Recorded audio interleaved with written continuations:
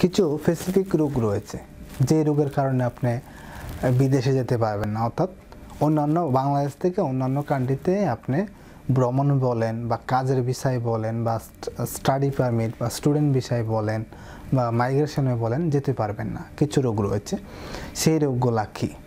আমাদের কিছুদিন আগে একটা সমালোচনা হয়েছিল যে কিছু কিছু প্রতিষ্ঠান রয়েছে যেগুলো রোগ নেই, তারপর একটা রোগ তৈরি করে দিয়ে টাকা খাচ্ছে। এগুলো থেকে অবশ্যই আপনার সতর্ক থাকবেন এবং সাবধানে থাকবেন। কারণ হচ্ছে বিভিন্ন প্রতিষ্ঠান আপনাকে 5,000 টাকা লাগে একটা পরীক্ষা করতে, এবং অন্যান্য যদি একটা রোগ আপনার মধ্যে ঢুকিয়ে দিয়ে বলে যে 20,000 টাকা লাগবে, সাধারণ মানুষ অনেক বেশি ভয় পেয়ে যায় যে আমার তো অনেক বেশি বড় একটা রোগ হয়েছে, এর জন্য ওই টাকাটা দিলে মনে হয় যে আমি রোগ থেকে বাঁচতে পারবো।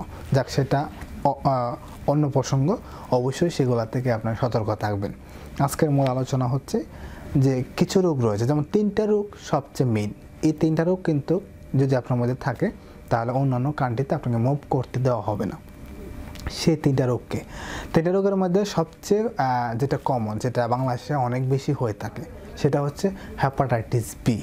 হেপাটাইটিস বি আমরা এর আগের ভিডিওতে আলোচনা করেছি যে হেপাটাইটিস বি হচ্ছে ব্লাডের মাধ্যমে, সিমেন্টের মাধ্যমে, নিডেলের মাধ্যমে বা যারা প্রেগনেন্সি রয়েছে তার ডেলিভারির পরে সন্তানের হওয়ার সম্ভাবনা থাকে। এটা হচ্ছে হেপাটাইটিস বি, মানুষগুলো আক্রান্ত এভাবে হতে পারে। এছাড়া আরও 2টা যে রোগ রয়েছে সেটা হচ্ছে HIV এবং এইডস। এই 2টা কিন্তু অনেক দিন আপনার মধ্যে সুপ্ত থাকতে পারে। যখন একজনের ব্লাড টেস্ট করে দেন সেটা বুঝতে পারে, অথবা দীর্ঘদিন যদি পাতলা পায়খানা থাকে, দীর্ঘদিন ডায়রিয়া থাকে, অথবা কোনো একটা রোগ হলে যদি সহজে ভালো না হয় তাহলে অনেকে পরীক্ষা করার পরে বুঝতে পারে বা পরীক্ষা করার পরে রেজাল্ট আসে HIV অথবা এইডস। এই 2টা রোগ খুবই মারাত্মক। তবে এই 2টা রোগ বাংলাদেশে বা ওয়ার্ল্ডে 0.8% লোকের হয়ে থাকে। তবে হেপাটাইটিস বি রোগটা বাংলাদেশে অনেক বেশি বর্তমানে হচ্ছে, কারণ বাংলাদেশের মানুষগুলো এখন অনেক বেশি অসচেতন, অদৈহিক অনৈতিক মেলামেশা সবচেয়ে বেশি করে, এই জন্য এই রোগগুলো সবচেয়ে বেশি হয়। সো অবশ্যই এই 3টা রোগ থেকে আপনি নিজেই সেভ করতে পারেন। যেমন অনৈতিক মেলামেশা থেকে আপনাকে সরে আসতে হবে। এছাড়াও যখন একটা নিডল দিয়ে একজনকে ইঞ্জেকশন দেওয়া হলো, এই নিডল দিয়ে কখনোই যেন আপনাকে ইঞ্জেকশন দেওয়া না হয় সেদিকে অবশ্যই আপনার লক্ষ্য রাখতে হবে। তো এই বিষয়টা যদি আপনি খেয়াল করেন, কারণ হচ্ছে একটা ইঞ্জেকশন দিয়ে অন্য কাউকে ইঞ্জেকশন দেওয়া রাইট এখন ওয়ার্ল্ডের মধ্যে নেই। এটা single person one time use. তো এই বিষয়টা অবশ্যই খেয়াল রাখতে হবে।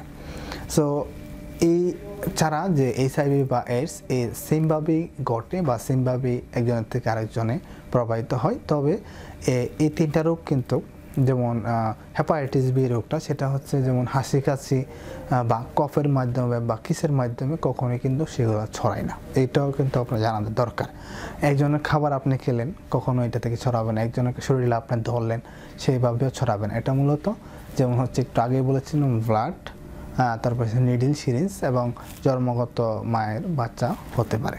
সো পরে এসে একটা কথাই বলবো যে কোনো রোগ নিয়ে কখনোই কোনো ভয়ে ঘরে বসে থাকবেন না। যদি আপনার কোনো রোগ হয়ে থাকে বা এই ধরনের বিদেশ যেতে পারবেন না, এই ধরনের কোনো রোগ হয়ে থাকে, তাহলে অবশ্যই একজন রেজিস্টার্ড ডক্টরের সাথে পরামর্শ করে কীভাবে ভালো করা যায় এবং কীভাবে এর থেকে আরোগ্য লাভ করা যায় সেদিকে আপনাকে এগোতে হবে।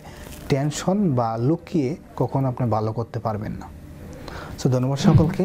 এই ছিল আজকের মতো ভিডিও। সকলে ভালো থাকবেন এবং সুস্থ থাকবেন, পরিবেশনও থাকবেন। নতুন হয়ে থাকলে চ্যানেলটা সাবস্ক্রাইব করে পাশেই থাকবেন।